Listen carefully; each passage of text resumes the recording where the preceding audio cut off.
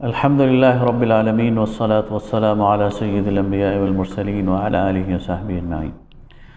السلام علیکم ورحمۃ اللہ وبرکاتہ۔ محترم بزرگوں، بھائیوں، دوستوں اور عزیز خواتین، آج ہم تحریک پاکستان اور تاریخ پاکستان کے حوالے سے جو ٹاک کر رہے ہیں، یہ اس کا تیسرا حصہ ہے، تیسری نشست ہے۔ اور آج ہم دیکھیں گے کہ 19ویں اور 20ویں صدی کے اندر جو متحدہ ہندوستان تھا، بر صغیر پاک و ہند، اس کے اندر مسلمانوں کے اندر جو شعور کی بیداری تھی اور سیاسی بیداری تھی، اس کا کیا صورتحال تھی۔ 19ویں صدی کے بالکل ابتدا میں بنگال کے اندر مولانا شریعت اللہ نے، جو کہ بہت بڑے عالم تھے، ایک فرائضی تحریک شروع کر دی۔ اس کی وجہ یہ تھی کہ بنگال کے اندر مسلمان، اگرچہ مشرقی بنگال میں مسلمانوں کی اکثریت تھی، لیکن اس کے باوجود مسلمان زراعت کی وجہ سے اور تجارت کی وجہ سے ہندوؤں کے قبضہ قدرت میں تھے اور مسلمان پسماندگی کی زندگی گزار رہے تھے، اور ہندو اور انگریز مل کر ان کا استحصال کر رہے تھے۔ تو اس صورتحال کا تدارک کرنے کے لیے مولانا شریعت اللہ نے یہ تحریک شروع کی کہ سب سے پہلے تو مسلمانوں کو دین کی طرف بلایا جائے اور ان کو عبادات کی طرف بلایا جائے، فرائض کی طرف بلایا جائے، نماز روزہ کی طرف بلایا جائے، اور اس کے ساتھ ساتھ ان کے اندر ایک اجتماعی نظم پیدا کیا جائے۔ پھر انہوں نے لوگوں سے زکوٰۃ اور عشر اکٹھا کرنا شروع کر دیا، اور پھر غرباء میں اور جو مفلوق الحال اور محتاج لوگ ہیں ان میں وہ زکوٰۃ تقسیم کرنی شروع کر دی۔ اس کے ساتھ ساتھ انہوں نے ایک سوشل جسٹس کا سسٹم بھی شروع کر دیا کہ جس کے ساتھ زیادتی ہوتی تھی، جس پر کوئی ہندو یا انگریز ظلم کرتا تھا تو اس کے ساتھ کھڑے ہو جاتے تھے اور اس کی داد رسی کرتے تھے اور اس کی پشتیبانی کرتے تھے۔ اس لحاظ سے فرائضی تحریک کا اثر یہ ہوا کہ بنگال کے جو پسے ہوئے مسلمان تھے وہ ایک طرف تو دین کی طرف آنا شروع ہو گئے، نماز روزے کی طرف آنا شروع ہو گئے، اور دوسری طرف ان کی جو اجتماعی مسائل ہیں وہ حل ہونا شروع ہو گئے۔ لیکن 1830 میں مولانا شریعت اللہ کی وفات کے ساتھ اس تحریک کا زور کم ہو گیا، اس لیے کہ ان کے بعد اس تحریک کو کوئی قابل قدر قیادت میسر نہ ہو سکی۔ اسی طرح یہی دور وہ ہے جہاں بر صغیر کے اندر تحریک جہاد اور تحریک مجاہدین نے زور پکڑا، اور سید احمد شہید کی قیادت میں شمالی ہند میں اس تحریک نے سکھوں کے ساتھ براہ راست مقابلہ کر کے مسلمانوں کا جو ماضی ہے اس کو بحال کرنے کی کوشش کی اور مسلمانوں کے اقتدار کو دوبارہ بحال کرنے کی کوشش کی۔ لیکن 1831-32 میں سید احمد شہید کی وفات کے ساتھ اس تحریک کا زور بھی ٹوٹ گیا، اگرچہ اس کے اثرات 100 سال تک جاری رہے۔ اسی دور میں 1857 کی جنگ آزادی ہوئی۔ یہ وہ موقع تھا جب مسلمانوں نے وہ جو راکھ کے اندر چنگاری ہوتی ہے اس کی مانند اپنا آخری زور وہ لگایا تاکہ برطانوی سرکار کو، راج کو دیس نکالا دیا جا سکے۔ لیکن اس تحریک میں چونکہ کوئی اجتماعی قیادت نہیں تھی، کوئی منصوبہ بندی نہیں تھی، اس لیے یہ تحریک بھی ناکام ہوئی، لیکن اس کے اثرات بھی دور رس پڑے۔ انگریز جب بر صغیر میں آئے تو انہوں نے دیکھا کہ یہاں دو اقوام ہیں، ایک طرف ہندو ہیں، ایک طرف مسلمان ہیں، اور انہوں نے دیکھا کہ ہندوؤں کا جو تعلق ہے اور ہندوؤں کا جو انگریزوں کے ساتھ رویہ ہے وہ بہت دوستانہ ہے، اور اس کی وجہ یہ تھی کہ ہندوؤں کی بنیادی پوزیشن میں فرق نہیں پڑا تھا۔ گزشتہ 800 سال کی دور حکومت میں ہندو مسلمانوں کے ساتھ ایک محکوم کے طور پر رہ رہے تھے، اور جب مسلمانوں سے حکومت چھین لی گئی اور ان کی جگہ انگریزوں نے لے لی تو ہندوؤں نے انگریزوں کے ساتھ اچھے تعلقات استوار کر لیے۔ جس طرح ہندوؤں نے اس سے پہلے مسلمانوں کی زبان فارسی سیکھی تھی اور حکومتی کل پرزوں کا کام کرتے تھے، اسی طرح انہوں نے انگریزوں کی زبان انگریزی سیکھ لی اور انگریزوں کے لیے ایک حکومتی مشینری اور ان کے کارندوں کے طور پر کام کرنا شروع کر دیا۔ لہذا ہندوؤں اور انگریزوں کے درمیان ایک اعتماد کا رشتہ پیدا ہو گیا، ایک رابطے کا رشتہ پیدا ہو گیا، اور ان کے درمیان ایک دوستانہ تعلق پیدا ہو گیا۔ جبکہ دوسری طرف مسلمان وہ اجنبی تھے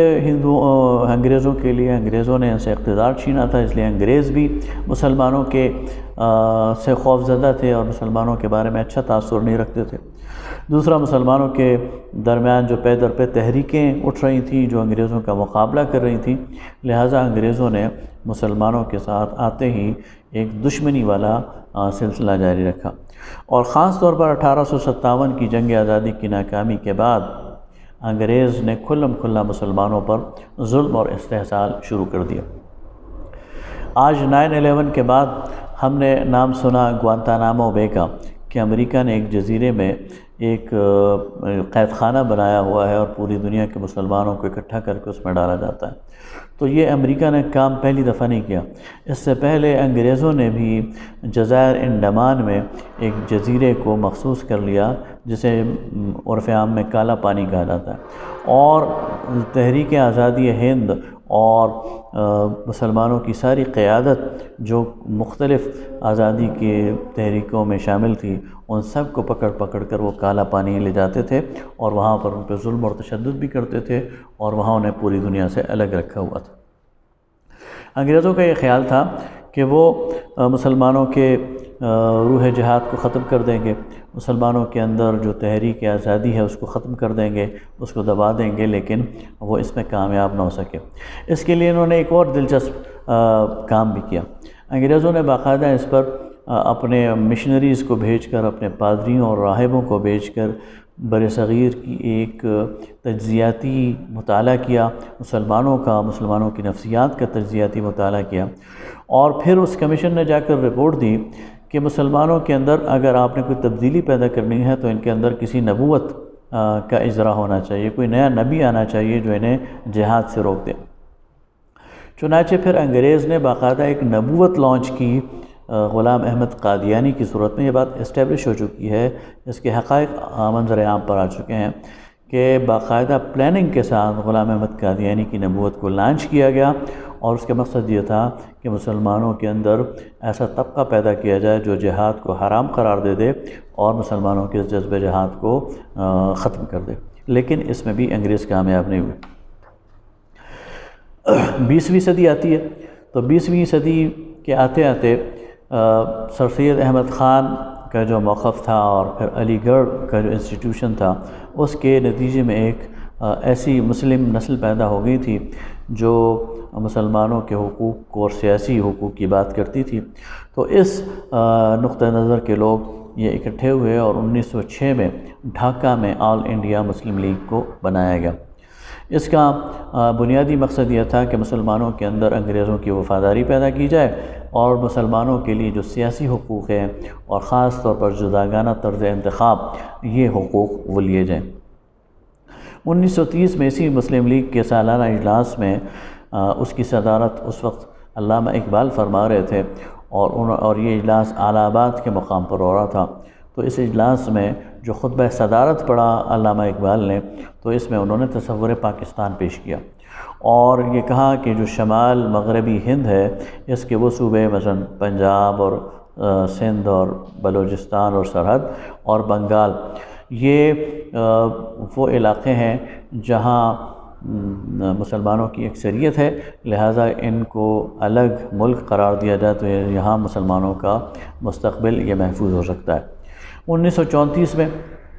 قائد اعظم محمد علی جناح وہ مسلم لیگ میں شامل ہوئے اور انہوں نے مسلم لیگ کا اس کی قیادت سنبھالی۔ قائد اعظم اس سے پہلے 1914 میں بھی مسلم لیگ کے رکن رہ چکے ہیں۔ قائد اعظم محمد علی جناح کی شخصیت پر اور ان کی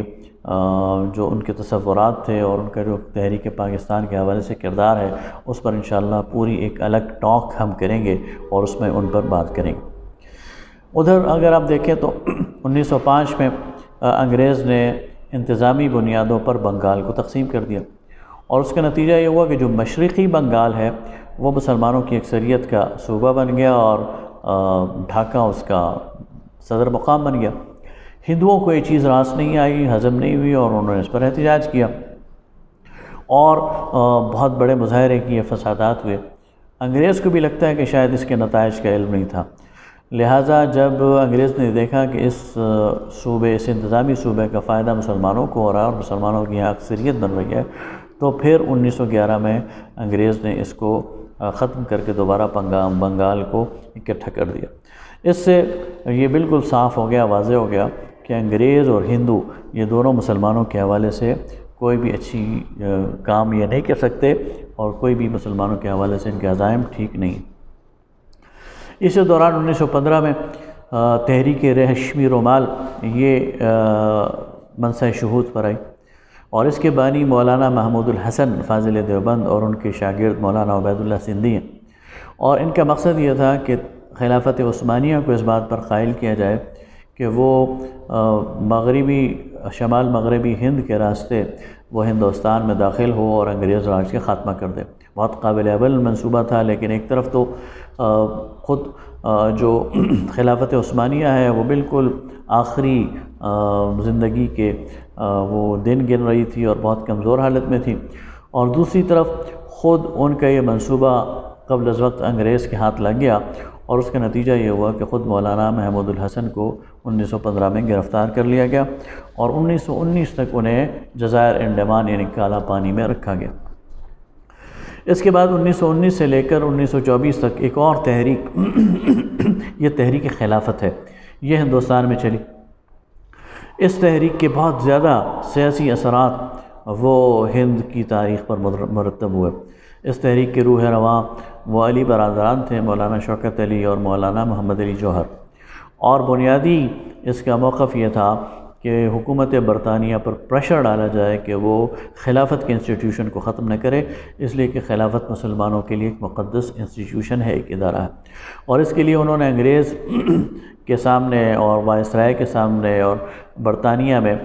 وفود بھیج کر اپنے موقف کو پہنچانے کی بھی کوشش کی، اور برِ صغیر کے اندر جلسے اور جلوس اور مظاہرے کر کے بھی اپنی بات کو پہنچانے کی کوشش کی۔ اور اسی تحریک میں پھر تحریک ہجرت کا موقع بھی آیا۔ مولانا شوکت علی، مولانا محمد علی جوہر اور ابوالکلام آزاد وہ اس نتیجے پہ پہنچے کہ ہندوستان کے مسلمانوں کے لیے اب ایک ہی راستہ ہے کہ وہ ہجرت کریں۔ اسی موقع پر تحریک ترک موالات بھی آئی کہ مسلمان جو ہیں وہ انگریزوں کے دیے ہوئے القابات واپس کر دیں، سرکاری تقریبات کا بائیکاٹ کر دیں اور عدالتوں کا بائیکاٹ کر دیں۔ اسی دوران پھر مسلمانوں نے انگریزی مال کا بائیکاٹ بھی کیا، اور ان کا بنا ہوا کپڑا اور ان کی مصنوعات کا بائیکاٹ بھی کیا۔ اس کے ریئیکشن میں مسلمانوں کی لیڈرشپ کو پھر گرفتار کیا گیا اور اس تحریک کو بزور دبانے کی کوشش کی گئی۔ لیکن خلافت کی اس تحریک نے مسلمانوں کے اندر سیاسی شعور کو بیدار کر دیا تھا، ان کے اندر ایک تنظیم کی کیفیت پیدا کر دی تھی، ان کے اندر یہ روح پیدا کر دی تھی کہ کسی بڑے مقصد کے لیے وہ اپنی جان اور مال کی بھی قربانی پیش کر سکتے ہیں، اور یہی تحریک آگے تحریک پاکستان کے اندر کنورٹ ہوئی، اور اس کے نتیجے میں برِ صغیر کے مسلمان منظم ہوئے۔